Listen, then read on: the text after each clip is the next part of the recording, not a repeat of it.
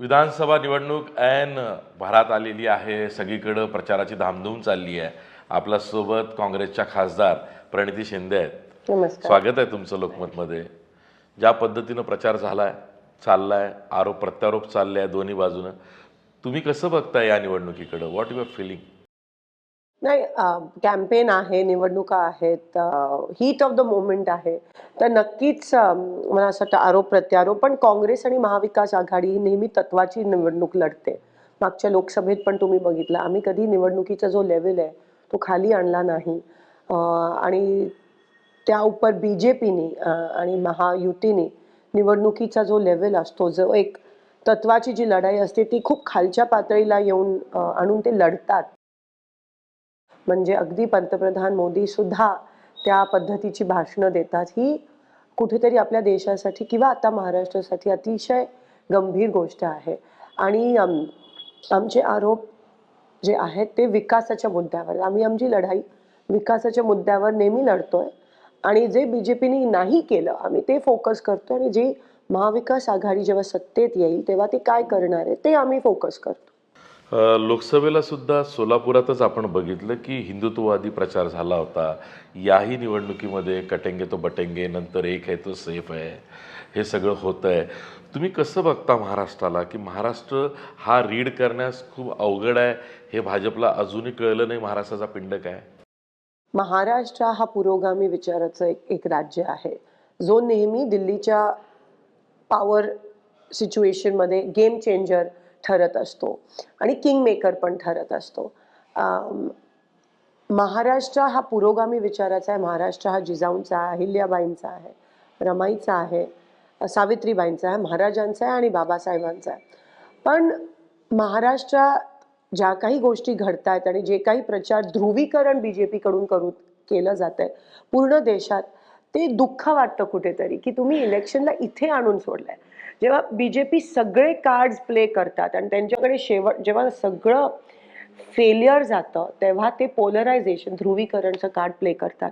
तुम्ही बघा, जिथे जिथे अर्बन एरियाज आहेत तिथे त्यांनी मागच्या लोकसभेत पण आणि आता पण ध्रुवीकरण करण्याचा खूप मोठा प्रमाणात प्रयत्न करणार आहेत. म्हणजे ॲडमिनिस्ट्रेशनवर एवढं प्रेशर आहे, ॲडमिनिस्ट्रेशन पण थकलंय. IPS अधिकारी असतील, IAS अधिकारी असतील, एवढे कष्ट करून तिथपर्यंत पोचतात आणि हे लोक येऊन एका सेकंडमध्ये ते बिघडवतात. एवढं टेन्शन निर्माण होतं ऐन इलेक्शनच्या तोंडावर. समाजामध्ये ते निर्माण करण्याचं काम जर कोणाला व्यवस्थितरित्या जमत असेल तर ते भारतीय जनता पक्षाला जमतं. इलेक्शनचं लेवल एवढं खाली कधीच नव्हतं. म्हणजे त्यांना शेवटी काही मिळत नाही तेव्हा ते हे वापरतात. पण त्यांना कळत नाही की ह्याचे कॉन्सिक्वेन्सेस कसे असतात, किती दूरपर्यंत जातात.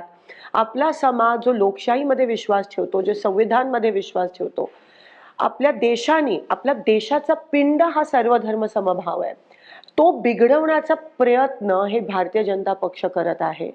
देशामध्ये कुठेतरी कीड लावली आहे ह्या विचारसरणीने, त्यांच्या विचारसरणीने, ह्या महाराष्ट्रात.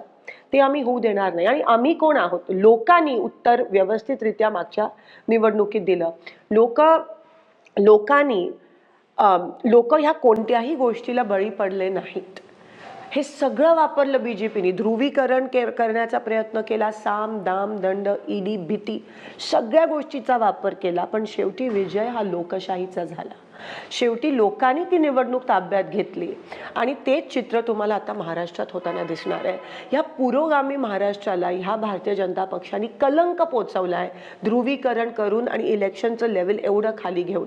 एवढंच नाही, महिलांच्या बाबतीत पण त्यांचं जे वक्तव्य वारंवार येतं, परवाच कोल्हापूरमध्ये एका भाजपच्या नेत्यांनी जे महिलांबद्दल बोललं गेलं ते अतिशय, म्हणजे आम्ही त्याचा निषेध, माफी तर सोडा, ह्याच्यावरून त्यांची विकृत मानसिकता दिसून येते, ती वरपासून खालपर्यंत. तुम्ही सुद्धा ती मोमेंट खूप लवकर सीज केली, म्हणजे तासाभरात तुम्ही त्यांचा व्हिडिओ लावला पब्लिकली. हे कसं काय, हे स्टेज मॅनेज होतं? आम्ही कोल्हापुरात होतो आणि त्यांची ती सभा कोल्हापुरातच झाली आणि तिकडे सतेज पाटीलजी असतील, ऋतुराज पाटीलजी, त्यांनी तो व्हिडिओ दाखवला लोकांना आणि आम्हाला ते, म्हणजे लोहे को तब मारा जाता है जब वो गरम होता, आणि ते आम्हाला मिळालं. आणि आता मी तुम्हाला सांगते, लाडकी बहीण पण ती योजना, महिला खूप हुशार आहेत. महिलांना माहिती आहे की ते त्यांचेच पैसे त्यांना परत मिळत आहेत. महिला घेतील पैसे, पण मतदान तर महाविकास तुम्ही आघाडी. सुद्धा त्यांना 1500च्या ऐवजी आता 3000 देऊ करताय महालक्ष्मी योजनेतनं. म्हणजे लाभार्थी योजनांची आश्वासनं काँग्रेसनं सुद्धा आपल्या जाहीरनाम्यातनं दिली आहे. फरक एवढाच आहे की तो आमचा मॅनिफेस्टो आहे, जाहीरनामा आहे, जो इलेक्शनच्या आधी डिक्लेअर होतो. आणि भाजपने ही योजना ऐन इलेक्शनच्या तोंडावर आणली. म्हणून ही जाहीर गोष्ट आहे की हा त्यांचा महिलांना जेव्हा काहीच चालत नाही तेव्हा इलेक्शन थोडं लांबवतात आणि लाडकी बहीण योजना राबवतात. म्हणजे महिलांना एका प्रकारे आमिष दाखवण्याचा त्यांचा हा शेवटचा प्रयत्न होता आणि मतं विकत घेण्याचा हा त्यांचा शेवटचा प्रयत्न होता. पश्चिम महाराष्ट्र एकेकाळी काँग्रेसचा बालेकिल्ला होता. मात्र राष्ट्रवादीच्या स्थापनेनंतर थोडेसे बॅकफूटवर गेले असे समज होते. मात्र यंदाच्या लोकसभेला सोलापुरात तुम्ही, सांगलीमध्ये विशाल पाटील, भले अपक्ष असले, बंडखोर असले तरी शेवटी काँग्रेसचेच उमेदवार होते पुरस्कृत. आणि सांगोला आपल्या कोल्हापूरमध्ये छत्रपती शाहू महाराज 3 खासदार निवडून आणलेत खूप वर्षानंतर. असं हे चित्र कशाचं असं तुम्हाला वाटतं ते? एकंदरीत बघा, लोकशाही, संविधान, जो आमचा नॅरेटिव्ह होता, आणि सर्व धर्म समभाव, आणि BJPनी शेतकऱ्यांचे प्रचंड हाल केले. GSTच्या माध्यमातून असेल, अनुदान मिळत नाही अजून, अतिवृष्टीचं नाही, त्या ठिकाणी महागाई वाढली. या सगळ्या गोष्टी ज्या BJPनी प्रॉमिस केलेल्या ते डिलिव्हर करू शकले नाहीत. आरक्षणाचा विषय असेल, मराठा, धनगर, इतर, ते डिलिव्हर करू शकले नाहीत. म्हणून ती निवडणूक जी आम्ही तत्वांवर लढलो, त्या निवडणुकीमध्ये लोक आमच्या सोबत राहिले. आणि अजूनही जेव्हा मी फिरतो ग्राउंडवर तेव्हा ते दिसून येतं, अजूनही ती चीड आहे लोकांमध्ये. जसं मी म्हणाली, ती नेत्यांची, पुढाऱ्यांची निवडणूकच नव्हती, ती लोकांनी ताब्यात घेतलेली आणि शांततेत क्रांती घडली. पण ही निवडणूक अशी आहे की यात अजून नॅरेटिव्ह कुठलं सेट नाही. जसं आता तुमचा सोलापूर जिल्हा घ्या, इथे कास्ट मॅट्रिक्स खूप स्ट्रॉंग आहेत. म्हणजे खूप जातीय ताणेबाणे खूप क्लिष्ट आहेत. अशा वेळेस भाजप असं म्हणतं आहे की काँग्रेसनं जातीय आरक्षणाचा मुद्दा पुढं करून, संविधानाचा मुद्दा करून हिंदूंमधल्याच जातींना एकमेकांच्या विरोधात आणला आहे. बघा, हे क्लासिक एक्झाम्पल आहे भाजपचं की ते नेहमीच समाजात तेढ निर्माण करण्याचा प्रयत्न करतात. जेव्हा राहुल गांधीजी कास्ट सेन्सस मागतात, त्याच्या मागचं कारण काय? कारण का महिला आरक्षण असेल, मराठा आरक्षण असेल, धनगर आरक्षण असेल, ते जोपर्यंत तुम्ही कास्ट सेन्सस करत नाही तोपर्यंत ते देऊ शकत नाही. भाजप का कास्ट सेन्सस करत? तुम्ही महिला आरक्षणचं बिल पास करता, ते फक्त शो आहे. जोपर्यंत कास्ट सेन्सस होत नाही, आपल्या सगळ्यांना माहिती आहे की कोणत्याही प्रकारचं आरक्षण नाही देऊ शकत तुम्ही. मग तुम्ही किती लोकांना अजून फसवणार आहात? तुम्ही किती लोकांचा उपयोग करून त्यांना, म्हणजे लोकांची पण काही किंमत राहिली नाही की लोकांना ते आता लाडक्या बहिणीच्या माध्यमातून महिलांची किंमत राहिली नाही, पैसे देऊन मतं विकत घेण्याचा प्रयत्न करतात. या निवडणुकीमध्ये सुद्धा पैसे वाटल्याचा किंवा पैसे दिल्या चालल्याचा, त्यानंतर एकूणच जाहिरातबाजीचा किंवा बातम्या परस्पर लावण्याचा किंवा TV चॅनल्सवर फक्त एकाच पद्धतीच्या बातम्या चालण्याचे आरोप दोन्हीकडनं होत आहेत. किंवा खास करून सत्ताधारी पक्ष त्याचा गैरवापर करतोय असे आरोप काँग्रेसकडनं, उद्धव ठाकरेंकडनं होत आहेत. तुम्ही कसं रीड करता? पब्लिक मेंटॅलिटी काय विचार करत असते? आय थिंक लोकांना आता हा फॉल्स नॅरेटिव्ह जो त्यांचा आहे तो कळून चुकला आहे. सत्ताधारी अनेक जेव्हापासून सत्तेत आले तेव्हापासून मीडियाचा वापर असेल, सोशल मीडियाचा वापर असेल, ॲड कॅम्पेन्स असतील, पैसे वाटप असेल, जसं मी म्हणाली साम दाम दंड, ऑटॉनमस बॉडीज असतील, ED सारख्या, CBI सारखा, त्याचा वापर करून विरोधी पक्षावर दमदाटी आणि दबाव आणून त्यांच्या ह्याच्यात, म्हणजे आधी टीका करतात की भ्रष्ट असल्याचं आणि मग नेमकं त्याच लोकांना त्यांच्या ह्याच्यात घेतात. ह्याच्यावरून कळतं की त्यांची काही आयडिओलॉजी राहिलीच नाही आहे, त्यांचा काही बेस राहिला नाही आहे, त्यांचा काही ग्राउंड राहिला नाही आहे. एक पोकळ सरकार, जसे त्यांचे पुतळे तसं ते सरकार. शिवाजी महाराजांच्या पुतळ्यामागे पण हे लोकांना भ्रष्टाचार करायचा सुचतो. म्हणजे तुम्ही विचार करू शकता की कोणत्या पातळीला येऊन आलेत. पण लोक खूप हुशार आहेत, लोकांना माहिती आहे. मागच्या इलेक्शनमध्ये पण एवढा वापर केला या सगळ्या गोष्टीचा, पण शेवटी जसं मी म्हणाली, विजय लोकशाहीचा झाला. आणि लोकांनी ठरवलेलं की घेत असतील तर घेऊया, आमचेच पैसे, पण मतदान महाविकास आघाडी. असं लोकांना वाटतं? 100%. तुम्ही जेव्हा ग्राउंडवर फिराल तेव्हा त्यांना माहिती आहे काही करू दे, जे खताच्या पोत्यावर पण जर प्राईम मिनिस्टरचे फोटो असतील त्यांनी काहीच सोडलं, पण त्याच खतावर 18% GST BJPने केली आणि लोक शेतकऱ्यांकडून 18,000 रुपये वर्षाला जातात GSTच्या माध्यमातून, आणि एक भीक म्हणून PM किसानच्या माध्यमातून वर्षाला फक्त 6,000.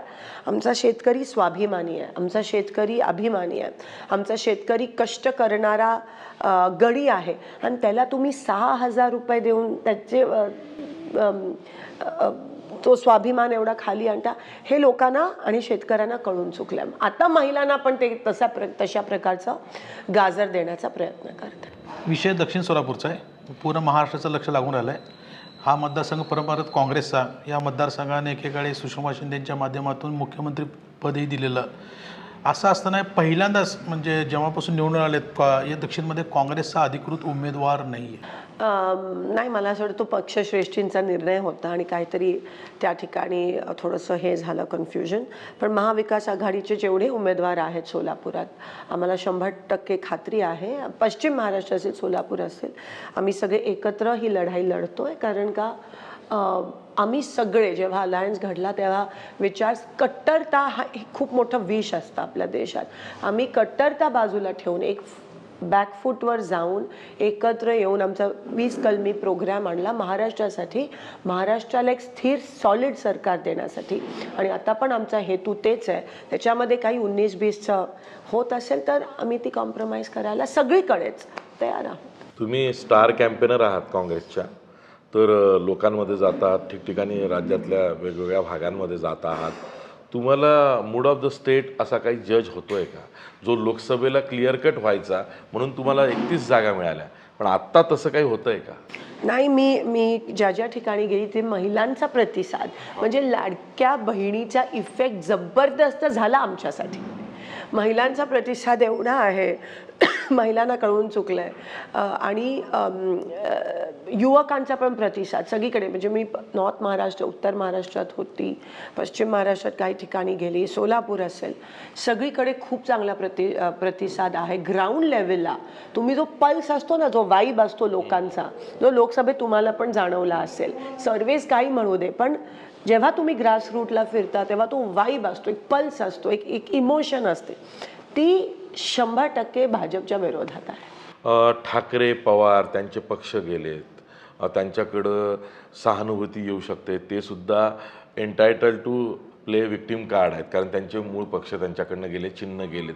त्याचा काँग्रेसला फायदा होतो की काँग्रेसला त्याचं नुकसान होतं आहे? नाही, बघा, आम्ही जेव्हा लढतो इलेक्शन तेव्हा तिन्ही पक्ष आणि बाकीचे घटक पक्ष एक महाविकास आघाडी म्हणून लढत असतो. मग ट्रान्सफर ऑफ वोट्स खूप मोठ्या प्रमाणात झालं लोकसभेत. शिवसेनेची आम्हाला पडली, आमची त्यांना पडली, जिथे त्यांच्या कॅन्डिडेट, राष्ट्रवादीची ट्रान्सफर. तर हे पहिल्यांदा तुम्हाला दिसून आलं, कारण का जसं मी म्हणाली, आमचा जो नॅरेटिव्ह आहे तो लोकशाही, संविधान, शेतकरी, महागाई, महिला, भ्रष्टाचार, ज्या इश्यूजवर आम्ही त्यांना अटॅक करतोय तो लोकांना पटला, आणि तो ॲक्च्युली लोकांशी संबंधित असणारे विषय आहेत, लोकांशी निगडीत असणारे, ज्याची झळ लोकांना पोचते, ते विषय आहेत जे आम्ही ज्यावर आमचा कॉमन प्लॅटफॉर्म आहे. आम्ही वेगळं वेगळं एक ह्या दिशेने एक त्या दिशेने असं बोलत नाही आहोत. आमचे कुठे जिथे काँग्रेसने बंडखोरी केली, काल त्यांना पण निलंबित केलं, शिवसेनेने जिथे बंडखोरी केली त्यांच्या पक्षाने त्यांच्यावर ॲक्शन घेतली, तर एक युनिफाईड सॉलिड फोर्स तुम्हाला दिसून येतोय. आणि ऑफकोर्स वेगवेगळ्या पक्षांचे वेगवेगळे नॅरेटिव्ज असतात, पण ते एकमेकांना बॅलन्स करून एकमेकांना मदत करत असतात. अगदी शेवटच्या टप्प्यामध्ये ही निवडणूक आली आहे आणि काँग्रेसचं हे नेहमीच बघायला मिळतं की हायकमांड असतील किंवा पक्षश्रेष्ठी असतील, निवडणूक महाराष्ट्रात असेल किंवा इतर राज्यामध्ये असेल, तर त्यांनी इथं स्टेशन होणं गरजेचं आहे, तर ते दिसत नाही. ते स्थानिक नेत्यांवर जास्त अवलंबून आहेत. राहुल गांधी नाही आहेत, प्रियंका गांधी नाही आहेत अजून प्रचारात पाहिजे तशा सक्रिय. नाही, सगळे नेते सगळीकडे फिरत आहेत.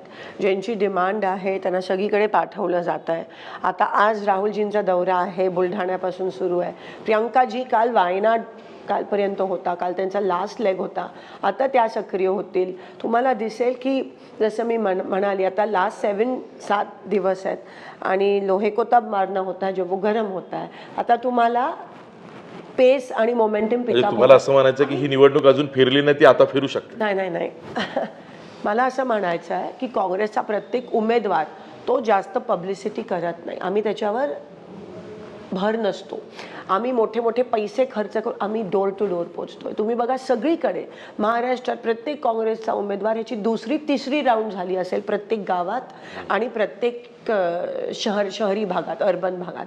आम्ही डोर टू डोर जास्त फोकस आमच्यासाठी लोक महत्त्वाची आहेत. आमच्यासाठी शेवटचा घटक जो आहे, आमचा मतदार जो आहे, त्याच्याबरोबर एक नातं कायम करणं ते महत्त्वाचं आहे. आम्ही ग्रासरूट, आम्ही गांधीजींच्या विचाराचे आहोत. आम्ही ग्रासरूटला काम करतो. BJP फक्त हवा करते, शो शायरी करते, पण ते कन्वर्ट होत नाही वोट्समधून. म्हणून जे दिसतं तसं नसतं. तुम्ही आता महाराष्ट्र दौरा करून सोलापूर शहरात आलात. मध्य तुमचा मतदारसंघ 3 वेळा तुम्ही निवडून आलात. 2014 आणि 19ला लोकसभेला भाजपला मोठं लीड मिळायचं तिथं आणि विधानसभेला मात्र तुम्ही असायचं. पण यावेळी तुमच्या लोकसभेला एकीकडे मोहोळला 63,000, पंढरपूर मंगळामध्ये 50,000पेक्षा जास्त एवढं लीड दणदणीत घसघशीत असं शब्द म्हणतील ते तुम्हाला मिळालं. मात्र तुमच्या मध्ये फक्त 750 मिळालं. भाजपचं लीड तोडून 750 मिळालं हे तुम्ही यश समजताय का तुम्हाला लीड मिळालं नाही? ध्रुवीकरण अर्बन एरियाजमध्ये भाजपनी जी खेळी खेळली आणि मागच्या शेवटच्या 3 दिवसात त्यांनी अशा लोकांना आणलं इथे आणि एवढी वाईट भाषणं केली. जसं मी म्हणाली, IPS अधिकारी वैतागले. ते म्हणाले की मॅडम आम्ही एवढा प्रयत्न करतो आणि हे लोक एका क्षणात येऊन समाजात तेढ निर्माण करतात. सोलापुरात दंगल घडवण्याचा त्यांचा प्लॅन होता. म्हणजे अगदी वरपासून होम मिनिस्टरपासून ते आदेश होते की तुम्ही जाऊन भडकाऊ भाषणं द्या, लोकांमध्ये तेढ निर्माण करा, दंगल घडवा, म्हणजे आपल्याला मतदान मिळेल. आणि खूप काही म्हणजे आमच्या जे ऐकण्यात आलं आणि IBचे रिपोर्ट होते की खूप भाषणं तशी झाली. एकीकडे दोन्ही समाजाची वेगवेगळी पद्धतीत भाषणं होतात आणि लोकांचा वापर केला जातो. लोकांना प्रवृत्त ज्या लोकांनी कधीच जातपात धर्म मानला नव्हता किंवा त्याच्यावर बेस्ड मतदान केलं नव्हतं, त्या लोकांना मुद्दाम प्रवृत्त केलं धर्मावर, जातीवर, पातीवर मतदान करण्याचं. ही खेळी भाजपने, हा मोठा पाप आहे. हे इलेक्शन पुरती मर्यादित नाही आहे, पण तुम्ही महाराष्ट्राशी खेळताय. महाराष्ट्राचं ची जी विचारसरणी आहे तुम्ही त्याला बिघडवताय. हा किती मोठा पाप आहे एका मोठ्या पक्षाने केलेला. आणि याचे कॉन्सिक्वेन्सेस म्हणजे कधी कधी वाईट वाटतं की आपण ज्या देशासाठी काम करतो, ज्या लोकांसाठी काम करतो, आज हे भाजप येऊन एवढी जर म्हणजे घाणेरड्या पद्धतीचं राजकारण करत असेल तर हा फक्त शहर मध्य नाही, हा सगळीकडचा प्रश्न आहे. आणि खास करून अर्बन एरियाजमध्ये त्यांनी ही खेळी खेळण्याचा प्रयत्न केला. मी त्यांना सांगू इच्छिते, तुम्ही महाराष्ट्राशी खेळताय, तुम्ही महाराष्ट्र कधी तुम्हाला माफ करणार नाही, हे देश कधीच तुम्हाला माफ करणार. ही जी कीड लावली आहे तुम्ही, ती आम्ही मुळापासून उपटून काढणार. आणि आम्ही म्हणजे ह्या देशाची लोक मुळापासून उपटून काढणार आहोत. आत्ता पण शहर मध्यमध्ये त्यांच्याच काही लोकांनी इतर पक्षांना मॅनेज करून पूर्णपणे ध्रुवीकरण. पण शहर मध्य हा नेहमी सेक्युलर मताचा आहे. एवढे सगळे प्रयत्न करून सुद्धा 3 वेळा ह्या शहर मध्यनी एवढा कॉस्मोपॉलिटन आहे की त्यांनी मला निवडून आणलं. कामाला महत्त्व देतं हे शहर मध्य. इथे तुम्ही जातपातीचं पेच निर्माण करू शकत नाही. हे ह्या लोकांनी त्यांना ही ताकीद दिली. आणि तुम्ही आता पण बघा सगळे सेक्युलर कॅन्डिडेटच इथे निवडून. याला सोडून फक्त माधवीलता, बागेश्वर बाबा ही मंडळी आज पण कधी सोलापुरात दिसली नाही, पहिल्यांदा दिसत आहेत.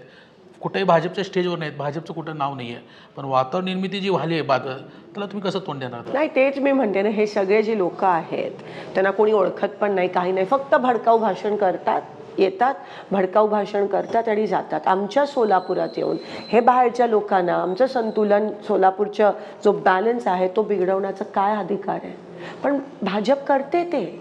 पण मोदींनी त्यांच्या पहिल्याच प्रचार सभेमध्ये भाषणात एक आहे तो सेफ आहे या पॉझिटिव्ह लाईनवरती भाजपचा प्रचार आणला, जो योगी आदित्यनाथांमुळे कटेंगे तो बटेंगेवरती निगेटिव्ह लाईनवर गेला होता. मोदींना हे कळलं की त्यांनी कोर्स करेक्शन केलं पाहिजे, महाराष्ट्र हा वेगळा आहे.